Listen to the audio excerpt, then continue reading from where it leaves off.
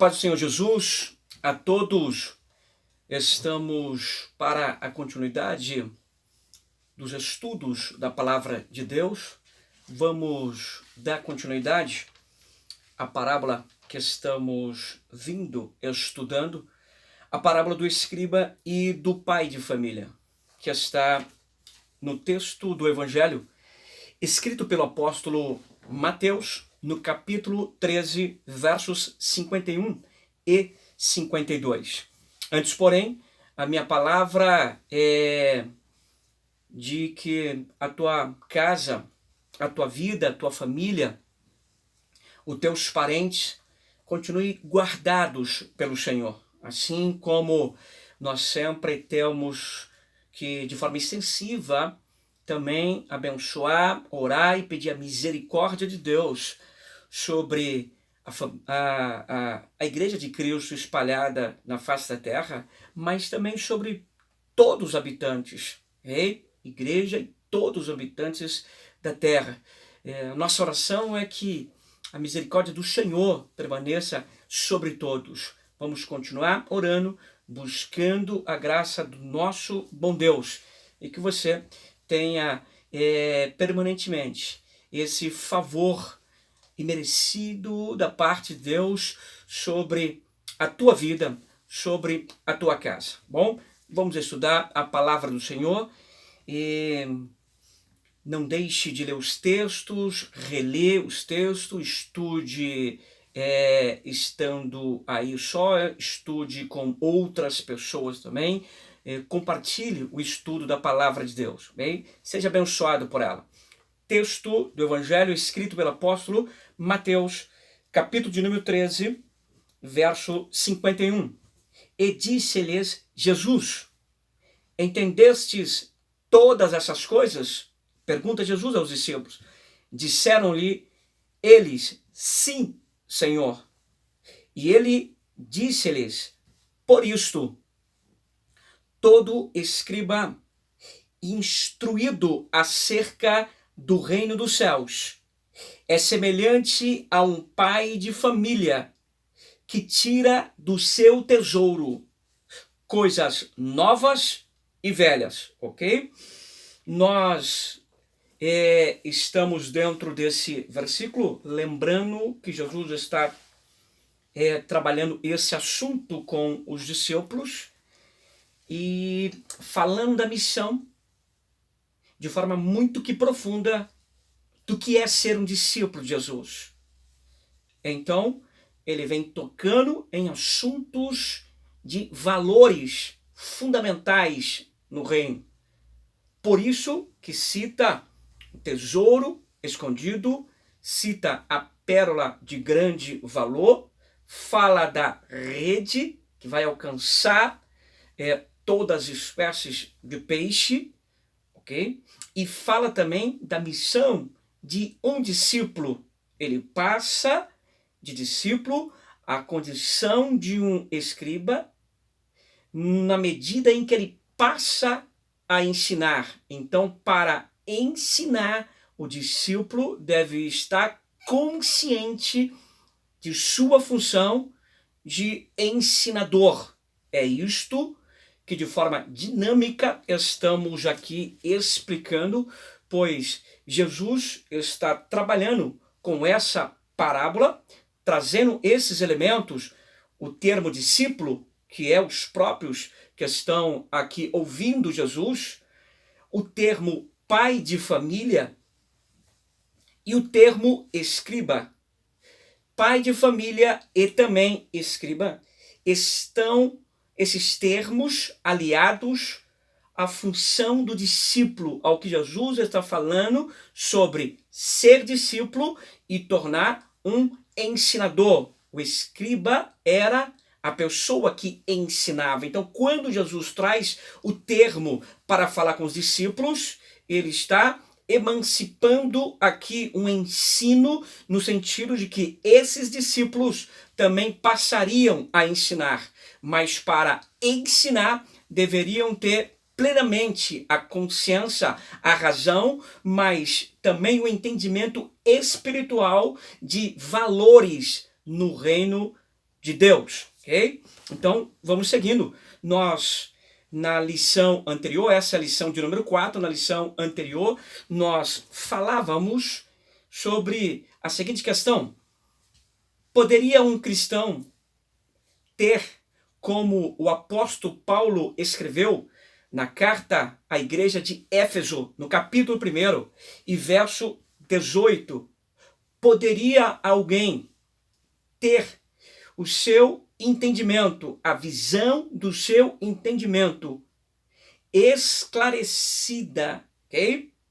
Passar a ter o esclarecimento, termo utilizado, iluminados, a vossa mente, a visão, passar a enxergar, e depois na caminhada perder essa visão, ok? Isso que nós levantamos e vamos trabalhar, bom? A manutenção de nós andarmos nos ensinos de Jesus faz com que nós passamos e também permanecemos vendo, enxergando, tendo visão espiritual. Então, o que nos faz enxergar, ver as questões de ordens bíblicas, tem a ver com o que Jesus também falou no capítulo 8 do Evangelho escrito pelo apóstolo João, e verso 31. É importante permanecer, se manter, okay? Dar continuidade com aquilo que aprendeu, o que o salmista, no Salmo 119, número 11, escondi, em alguns termos, em algumas versões, guardei. Esses termos cabem ao que Jesus falou no capítulo 8, verso 31, do Evangelho escrito pelo apóstolo João. Tem que ouvir, guardar, aprender e manter para continuar enxergando, tendo visão. Isto também é uma das características do que é ser um discípulo de Jesus. Observamos isso, então, biblicamente. Vamos ler o texto do Apocalipse. Apocalipse, capítulo de número... vamos ver o texto 14, livro do Apocalipse. Okay? Livro do Apocalipse, capítulo de número 3, e nós vamos ler do 14 ao 17. Capítulo 3, 14. E ao anjo da igreja que está em Laodiceia escreve: isto diz o Amém, a testemunha fiel e verdadeira, o princípio da criação de Deus. Eu sei as tuas obras, que nem és frio nem quente. Tomara que foras frio ou quente. Assim, porque és morno e não és frio ou quente, vomitar-te-ei da minha boca. Como dizes, rico sou e eu estou enriquecido, e de nada tenho falta, e não sabes que és um desgraçado e miserável e pobre e, olha o termo aqui, e cego. O que está sendo dito é uma palavra de Jesus para uma igreja. Rico sou, a igreja de Laodiceia dizia, e estou enriquecido e de nada tenho falta. E não sabes que és um desgraçado e miserável e pobre e cego. Veja, uma igreja que passa, nesse momento, ser definida enquanto cega. Uma igreja que perdeu a visão, embora era uma igreja inicialmente que foi esclarecida iluminada a sua visão. Só que chega nesse momento em que Jesus está dizendo: esses que pensam que não precisam de mais nada, na verdade, são pessoas que estão cegas. 18. Aconselho-te que de mim compres ouro provado no fogo, para que te enriqueças, e vestes brancas, para que te vistas, e não apareça a vergonha da tua nudez, e que unjas o quê? Os olhos com colírio. Unjas os olhos com colírio, para que vejas. Se o texto está dizendo sobre a recomendação de Jesus, que essa igreja precisaria, ok? Ungir os olhos com colírio para que pudesse ver, é porque ele está afirmando, como disse no verso 17, que essa igreja estava cega. Agora, é importante nós levarmos em consideração esse fator, porque essa igreja foi evangelizada, talvez por uma das igrejas da Ásia Menor, está ali bem próximo a igreja de Éfeso, estava ali próximo também a igreja de Colosso, estava na redondeza, uma dessas igrejas que fora que recebeu o evangelho por intermédio do apóstolo Paulo, ou talvez até por outros homens que Deus levantaram no primeiro século. A mensagem chegou até a cidade de Laodiceia. Ela abraçou a mensagem de Cristo, ela foi esclarecida, teve a sua visão, a visão do entendimento foi aberta, a pessoa passou a ver, a igreja passou a enxergar o que é a mensagem da cruz, o que é o reino de Deus. Porém, no meio do caminho, essa igreja foi se esquecendo desses ensinamentos. Tornou-se uma grande metrópole com 25 aldeias, okay, que agrupavam a cidade de Laodiceia. Para o primeiro século, isto se caracterizava enquanto uma metrópole. Tornou-se um grande centro comercial, uma indústria fortíssima de lã. Havia também na cidade de Laodiceia um grande desenvolvimento de tabletes medicinais. Também nessa cidade haviam importantes fontes de águas termais, o que levava muitas pessoas a esta cidade. Porém, o seu comportamento enquanto cristandade foi se perdendo por ordem do crescimento da cidade. Os valores materiais da cidade, o crescimento financeiro da cidade, também fez com que essa igreja, que enxergava a mensagem de Cristo, a suficiência em Cristo, passou de suficiência em Cristo para suficiência em si mesma, nos valores materiais.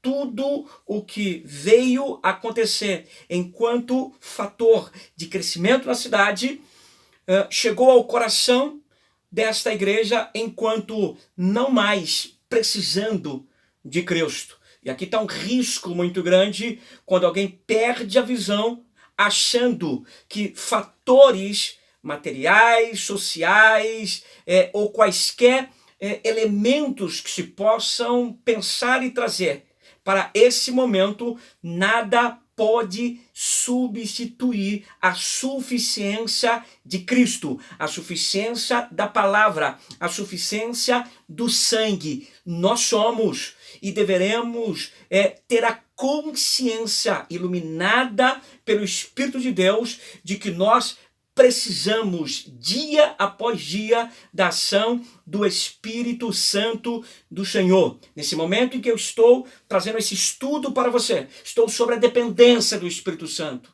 Ele que me instrui, ele que me impulsiona a pensar, a falar, a dizer, a proferir, a profetizar. Você está sendo tocado pela palavra porque o Espírito do Senhor está sobre a minha vida e nós não podemos fazer em nenhum momento de forma diferente. Achar que a autossuficiência poderá nortear a tua vida, isto é um risco grandiosíssimo. Permaneça dependendo de Cristo. Permaneça acreditando que a suficiência em Cristo, ela é a melhor decisão. Laodiceia recusou a ajuda de Roma quando foi destruída por um terremoto no ano 60 depois de Cristo. Veja que Laodiceia estava geograficamente em um ponto bastante sujeita a terremotos. Então, por vez e outra, historicamente, nós vamos observar que essa cidade foi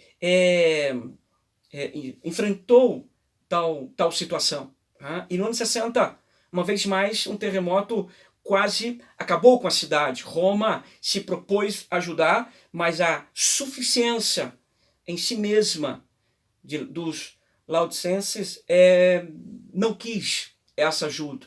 Okay? Entenderam que poderiam, por si mesma, se reconstruir e manter-se neles mesmos. Nós entendemos que Provérbios de Salomão, por exemplo, nos traz um texto importante, interessante para tratar dessa questão.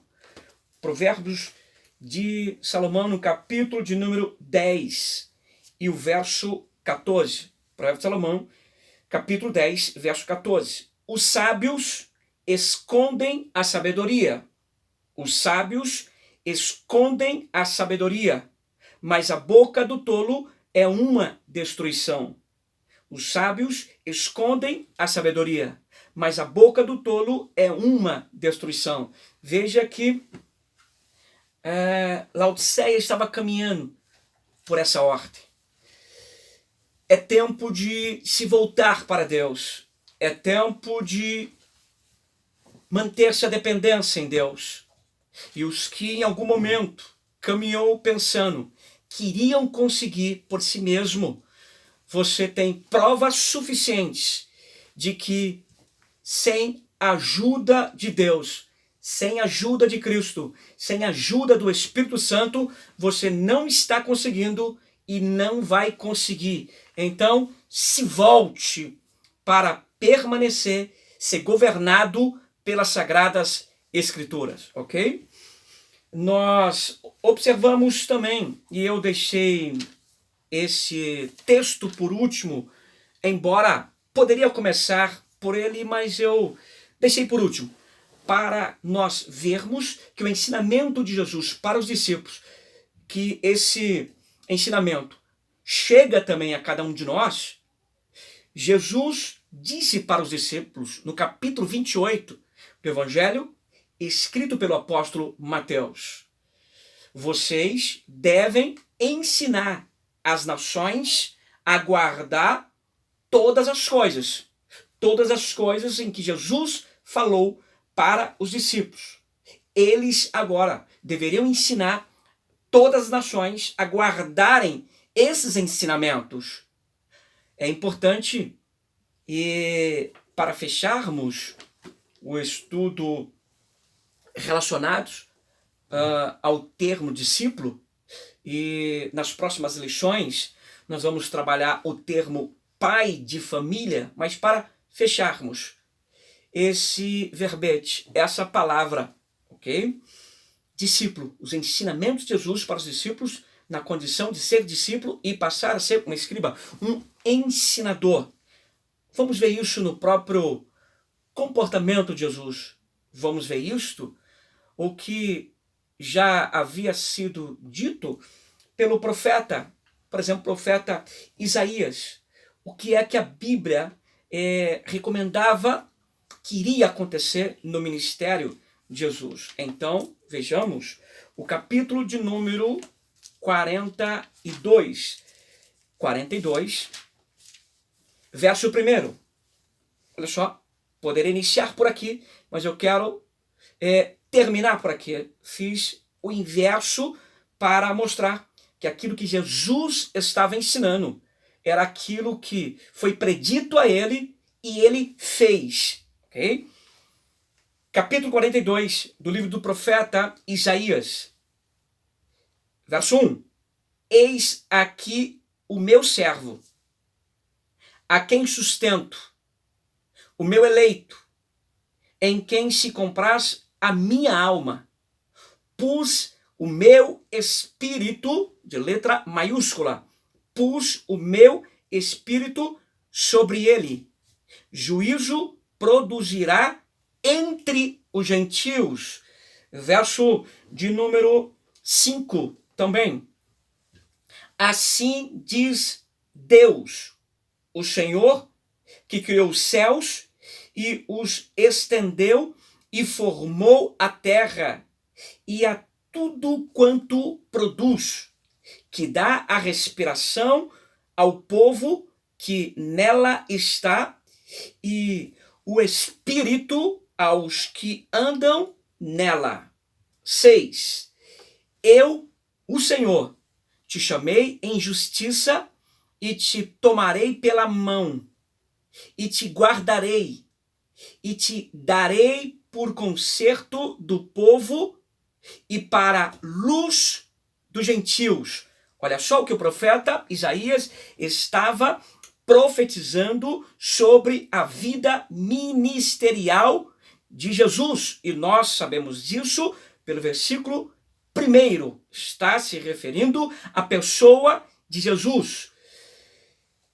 Verso 7. Para abrir os olhos dos cegos, para tirar da prisão os presos e do cárcere os que jazem em trevas. Aqui o profeta messiânico estava dizendo que o ministério de Jesus iria alcançar também os gentios. Estava dizendo que a mensagem de Cristo iria alcançar pessoas para além do território de Israel, para além dos judeus. A mensagem da cruz iria chegar a outras nações também. Verso 7. Para abrir os olhos dos cegos. Essa é a mensagem do Evangelho. Abrir os olhos dos cegos. Qual é o papel de um discípulo quando prega a mensagem da cruz? Abrir os olhos dos cegos. O resultado disso, quero frisar, é obra do Espírito Santo de Deus. Que você possa guardar essa palavra. Que você possa guardar esses estudos. Que Deus continue te ajudando no entendimento e no estudo das Sagradas Escrituras. Aqui expus o que Jesus falou aos discípulos, criando esse reforçamento de entendimento. Alguém que se coloca na posição de ser um discípulo de Jesus tem que ter toda precisão do que Jesus disse sobre o fato de ser um discípulo, de estar sob orientação da palavra de Deus. Que o Senhor Jesus te abençoe. Abençoe a tua vida, abençoe a tua casa, abençoe o teu ministério. E que você veja de maneira contínua a importância de pregar o Evangelho. Você está levando luz para a vida de muitas pessoas. Muitas pessoas passaram a enxergar quando você pregou o Evangelho. Não deixe de falar desse evangelho, continue propagando a mensagem salvadora, esclarecedora, que traz visão, que traz luz para o caminho. Que o Espírito Santo, que estava sobre Jesus e está sobre cada um de nós, possa nos ajudar dia após dia. Bom, nos vemos na próxima lição e aí nós vamos entrar no termo pai de família. O porquê? Nessa parábola, Jesus citou o pai de família. Ok? Deus te abençoe. Até o próximo estudo.